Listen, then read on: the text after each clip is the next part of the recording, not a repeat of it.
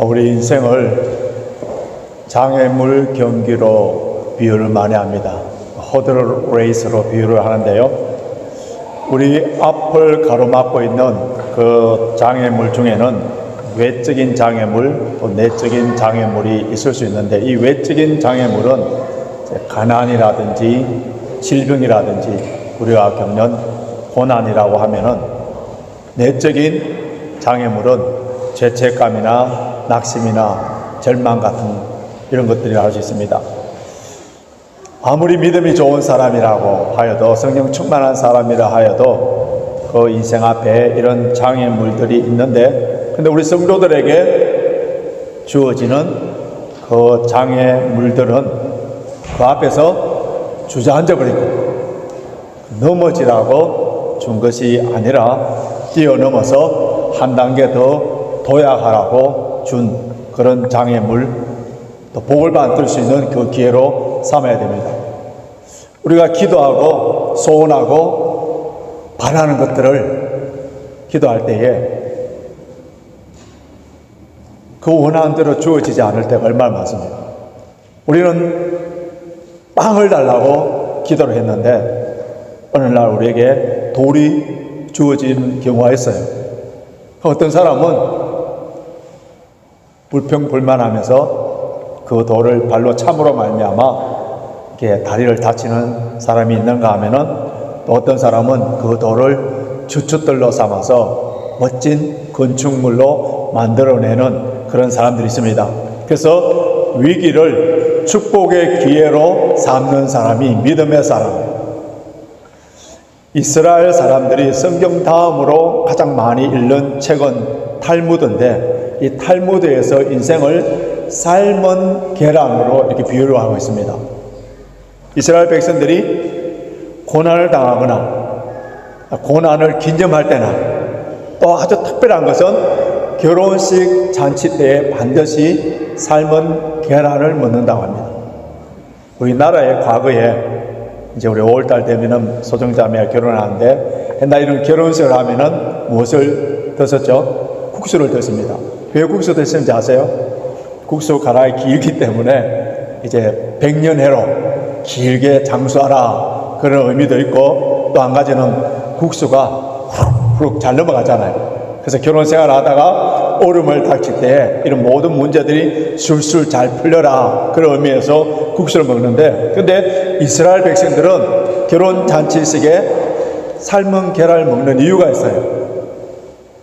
모든 다른 것들은 이제 음식이나 이런 것들을 불에 가하고 끓이면은 부드럽게 되든지 액체로 바뀌는데, 유일하게 계란은 불을 세게 뗄수록 단단하게 됩니다.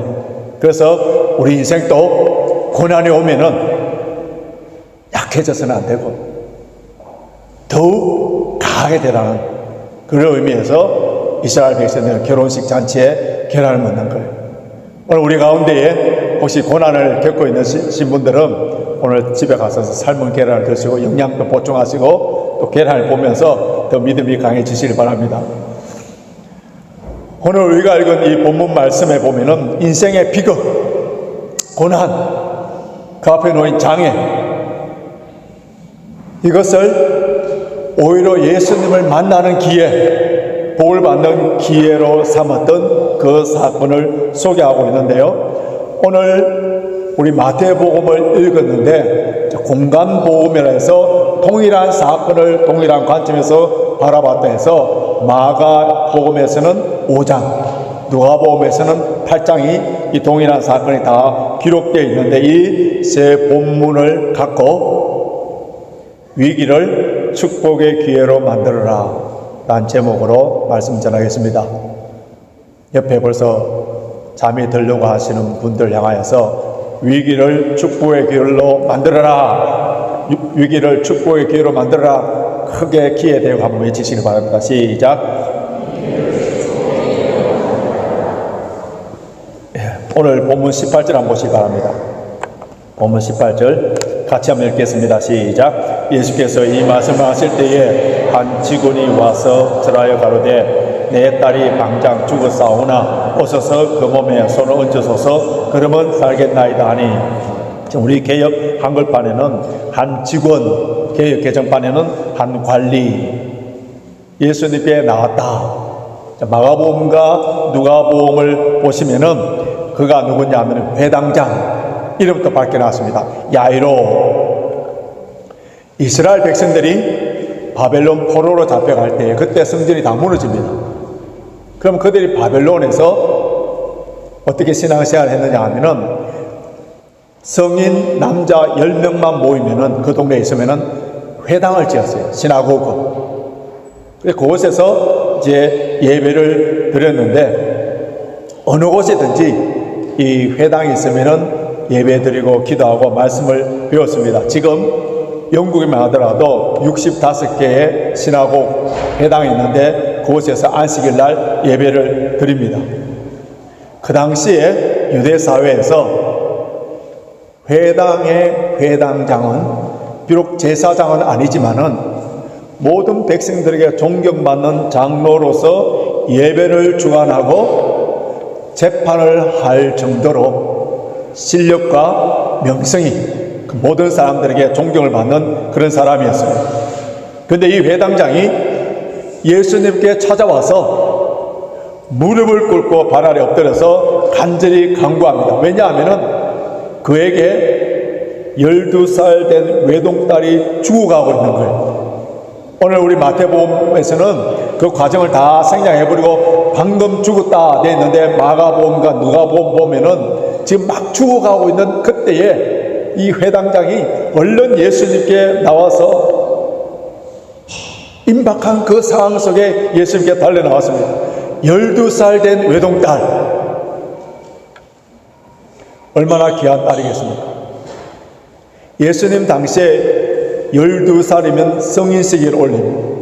그리고 결혼을 할 수 있는 그런 나이인데요, 그런 딸이 죽어가는 모습만 볼 수 있습니다.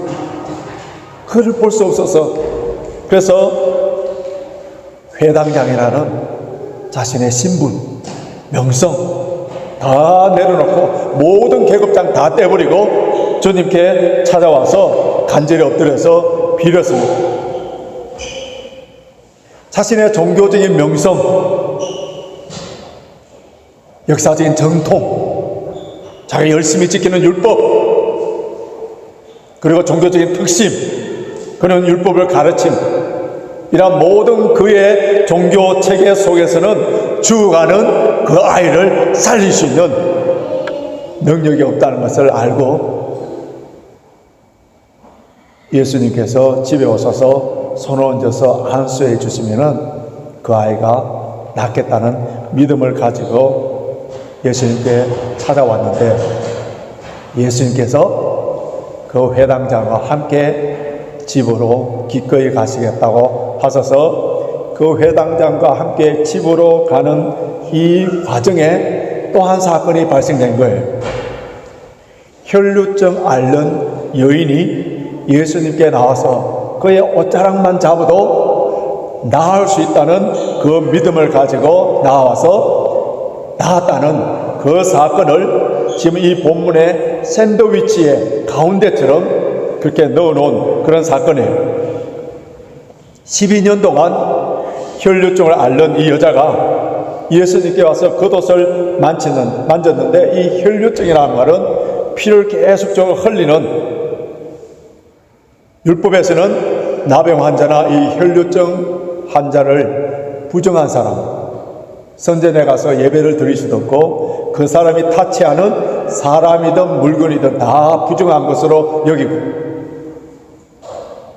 그랬던 여인이 종교적으로 사회적으로 철저하게 소외받을 수 없던 그가 예수님이 그곳에 오신다는 소문을 듣고 와서 옷자락을 만짐으로 말미암아 나음을 입은 거예요.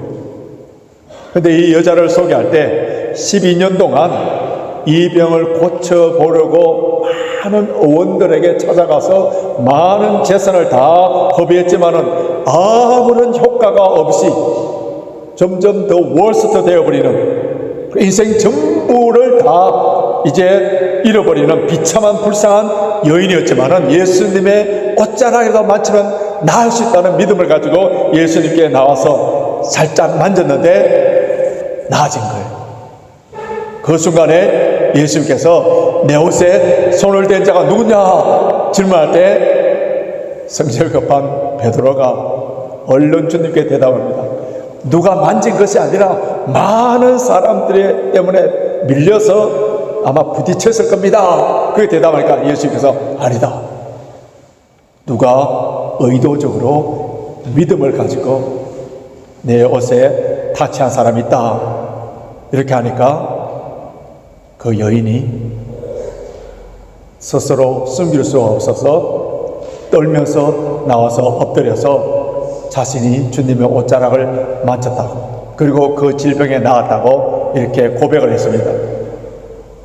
자, 이런 대화를 하고 있는 순간에 예수님께서 야이로의 집에 가는 길에 멈추면서 대화하는 이 과정을 본 야이로의 심정은 어떻겠습니까?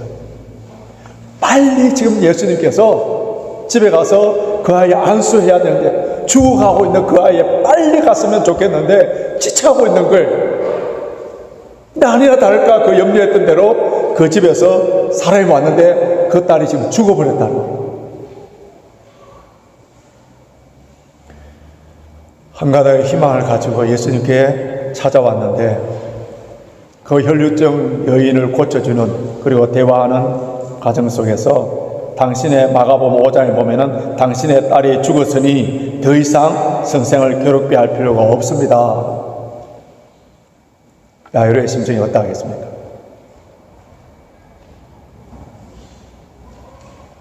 예수님은 병든 아이는 고칠 수 있을지 모르겠지만 이미 죽은 아이에 대해서는 예수님도 어떻게 할 수 없겠다는 그 야이로의 믿음의 한계에게 그때 예수님께서 뭐라고 말씀하시느냐 하면은 두려워 말고 믿기만 하라. Don't be afraid. Only believe. 이 말은 현재 명령력으로 되어 있습니다.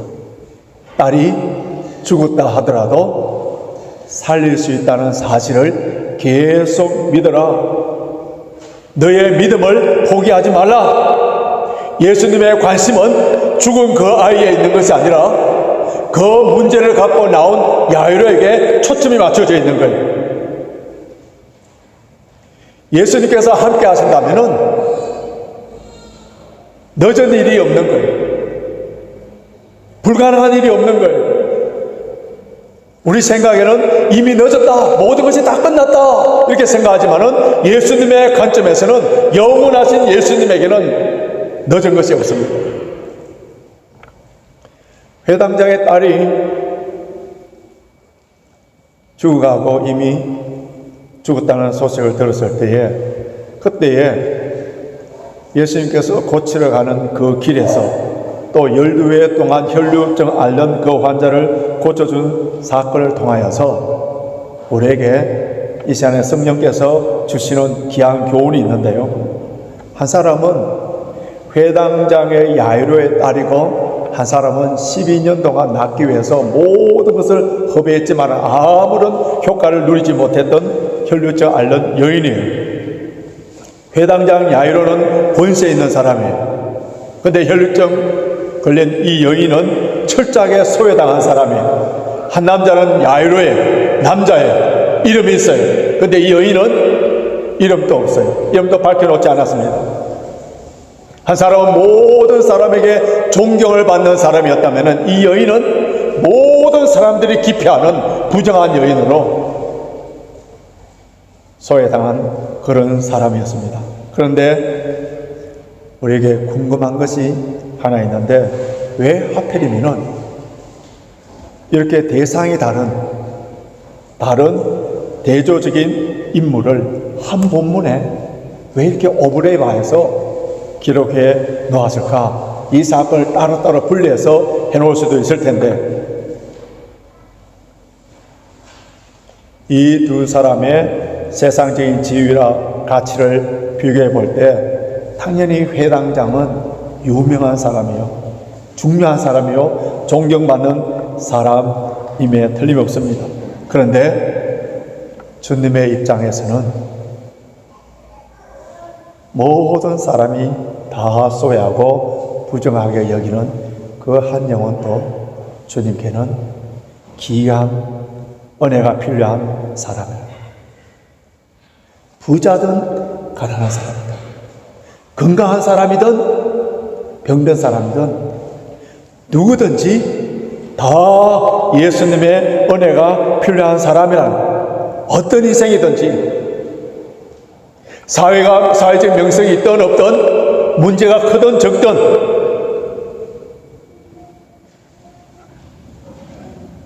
누구나 인생에 역경과 고난과 환난과 장애가 있다는 거예요.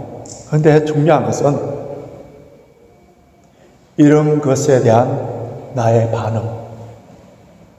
우리 조금 전에 불렀던 찬송처럼 모든 시선을 주님께 드리면, 우리의 모든 시선이 환난과 역경과 어려움과 장애가 있다 하더라도 그것만 쳐다보는 것이 아니라 모든 시선을 하나님께, 주님께 고정하게 되면은 무엇을 하셨다고요? 하나님께서 일하심을 볼 수가 있어요. 얼마나 큰 고난이 있느냐, 얼마나 적은 고난이 있느냐, 이게 문제가 아니고요, 그 고난에 대해서 내 눈이, 시선이 어디를 향하고 있느냐, 모든 시선을 주님께로 향할 때에 나를 향하여서 하나님의 역사하심을 볼 수 있는 것. 그래서 어떻게 한다고요? 이런 일을 통하여서 하나님의 기적과 축복을 받을 수 있는 기회로 삼는 거예요. 예수님께서 야이로의 집에 드디어 도착하니까 이미 죽은 야이로의 딸, 절망의 통곡 소리가 요란합니다. 그런데 주님께서는 그 절망과 통곡 가운데서 너희가 어찌하여 호나하며 통곡하며 시끄럽게 하며 우느냐, 이 아이가 죽은 것이 아니라 잔다. 주님께서는 죽은 그 소녀를 향하여서 잔다, 잔다. 예수님께서는 문제로 보지 아니하시고 하나님의 기적을 일어날 수 있는 찬스로 보고 있는 거예요. 생명을 창조하시고 우리 생명을 주관하시는 주님께서는 죽음을 뭐로 본다고요? 잠으로 보고 아이에게 무엇이라고 말씀하시는지 오늘 본문 25절 보십시오. 25절, 무리를 내어 보낸 후에 예수께서 들어가사 소녀의 손을 잡으심에 일어나는지라. 마태복음에는 이 사건에 대해서 굉장히 축약되어 있습니다. 그런데 마가복음과 누가복음에서는 이 사건을 아주 디테일하게 적었는데요, 마가복음 5장 41절에서는 우리 주님께서 지금 이것을 뭐라고 하셨는지 마가복음 5장 41절 한번 보십시오. 다 같이 읽겠습니다. 시작. 그 아이의 손을 잡고 가라사대 달리다고 하시니 번역하면 오 소녀야 내게 말하노니 일어나라 하심이라. 예수님께서 뭐라고 하셨다고? 달리다굼. 여러분, 달리다굼은 아람어의 헬라어가 아닙니다. 아침마다 어머니들이 얘야 일어나라, 이제 일어나야지 하면서 어머니들이 딸들을 깨울 때 다정한 음성으로 달리다굼. 근데 그의 어머니는 더 이상 딸을 향하여서 달리다굼 할 수가 없을 때에 예수님께서는 달리다굼. 여러분, 신약 성경이 다 헬라어로 기록되어 있어요. 그런데 왜 이 말은 아람어 그대로 달리다굼으로 기록해 나왔겠습니까? 이 말씀을 읽는 사람들은 누구나 예수님의 스포큰 랭귀지, 그러니까 예수님의 직접적인 명령, 더 생동감 있고 현장감 있는 그 앞에 서도록 하시기 위함에 이런 단어를 사건의 행동을 하는데 말 그 자체의 행동과 사건이 동반되는 그러한 일이에요. 여러분, 지금 이 순간에도 이 말은 나에게 일어나는 사건으로 받아들일 수 있는 거예요. 우리가 믿음 생활하면서 때로는 마치 죽어버린 야이로의 딸과 같은 절망적인 상황을 만날 때도 있습니다. 이때에 우리 주님께서 우리에게 하시는 말씀은 두려워 말고 믿기만 하라. Don't be afraid. Only believe. 또 뭐라고 하십니까? 달리다고 영적인 잠, 영적인 죽음에서 일어나라는 거예요. 달리다고 믿음이 적은 자들아, 이 고난과 역경, 하나님의 기적이 일어날 수 있는 기회, 축복의 기회로 왜 보지 못하느냐? 왜 절망하느냐? 왜 주의 능력을 믿지 못하느냐? 그 음성이 뭐라고요? 달리다고 하는 이 말은 우리가 듣는 것으로 한번 묵상하고 이 말을 논문을 쓰기 위한 연구하는 말이 아니라 바로 행동, 사건, 이적을, 기적을 야기시키는 그런 명령을 창조주 하나님께서 빛이 있으라 말씀하실 때 바로 빛이 생긴 것처럼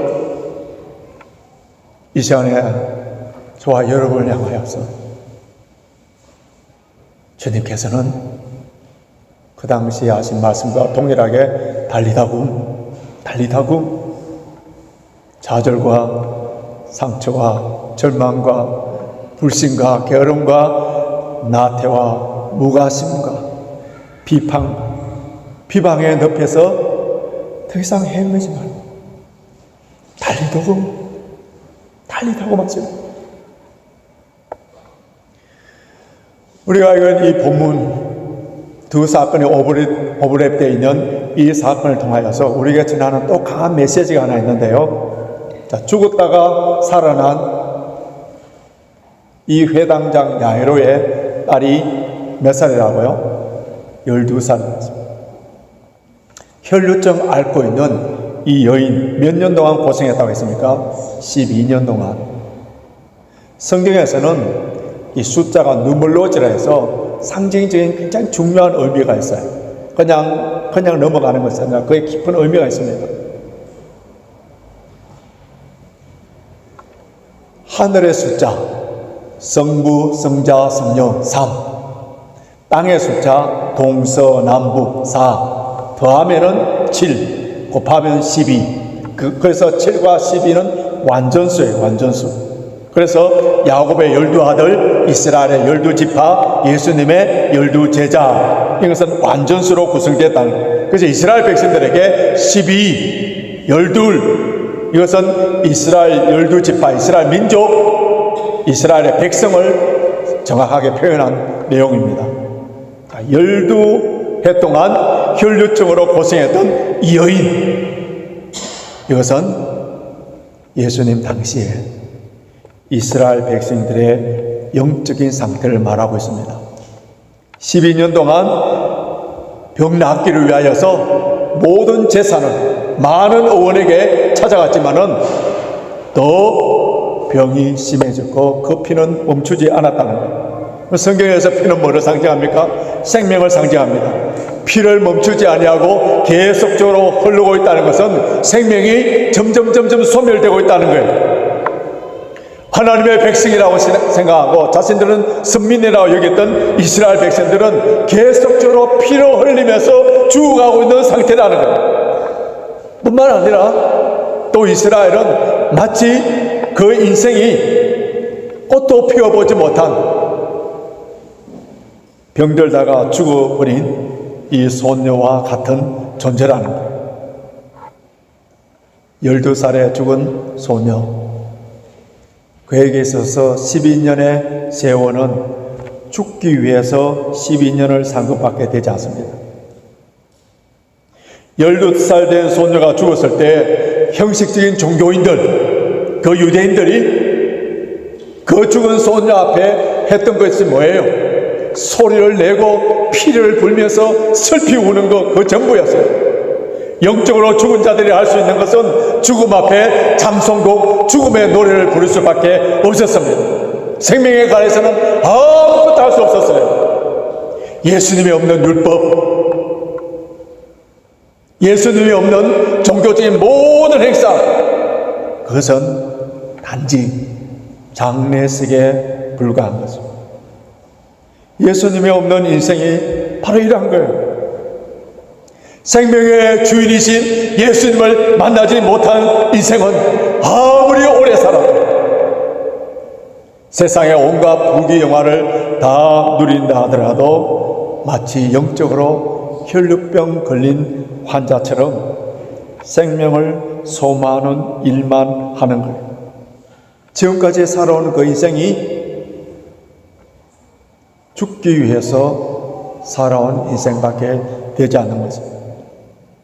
그런데 이 죽음의 장송곡이 부활의 승리의 노래로 부르게 된 것은 생명이신 예수 그리스도를 만날 때에 이 놀라운 변화들이 일어납니다. 예수님을 만나지 못하고 새 생명으로 거듭나지 못한 인생들은 종교적인 틀 안에 갇혀서 기독교 문화인으로 노미널 크리스찬이 되어서 주일날 교회만 왔다 갔다 하는 그 수준이었다면 흘러간 세월들이 단지 자기의 생명만 홀리는 일들만 했을 뿐이에요. 우리의 죽음의 문제, 절망의 문제, 우리의 모든 위기, 우리 앞에 가로막고 있는 그 장애, 이 모든 문제를 브레이크 스루할 수, 해결할 수 있는 유일한 길은 생명이신 예수 그리스도를 만나는 길 외에는 다른 길이 없는 거예요. 오늘 성찬식을 합니다. 우리 주님의 살을 먹고 우리 주님의 피를 마시는 이 거룩한 예식을 통하여서 우리에게 생명을 주시기 위하여 돌아가신 예수님을 아직까지 인격적으로 만나지 못하신 분들은 오늘 이 성찬식을 통하여서 하나님의 놀라운 은혜를 부어주실 때에 주님을 인격적으로 만나시고요. 이미 새 생명으로 구원받은 하나님의 자녀지만은 그럼에도 불구하고 풍성한 생명을 누리지 못하고 그 새 생명에 대하여 이보다 더 좋은 복이 없는 이 구원의 복에 대해서 감사하지 못하고 세상에 다 지나가 버릴 그런 것들에 얽매여서 불평하며 원망하며 영적으로 깊은 잠든 분이 있다면 오늘 주님께서 우리 교회의 저와 여러분들에게 외치는 말씀, 달리다고 사랑하는 자야 일어나라, 사랑하는 자야 일어나라 하는 주님의 음성을 들으시길 바랍니다. 우리에게 허락하신 고난, 사망의 엄침한 골짜기, 원수 앞에서 식사를 같이 해야 되는 이 고난도 생명의 주이시고 은혜의 주님을 만날 수 있는 기회로 삼으시고 기적을 체험할 수 있는 기회요, 복을 받을 수 있는 기회라는 사실을 아시고 모든 것을 합력하여 선으로 인도하시는 우리 주님께 시선이 고정되어서 우리 주님을 바라봄으로 말미암아 주님께서 하시는 음성 달리다고 하는 그 음성을 들으시고 다시 일어서서 이 고난을 축복해 하나님의 큰 은혜를 받는 기회로 삼는 능력 있는 실력 있는 성령 충만한 저와 여러분이 되시길 주님의 이름으로 축원합니다.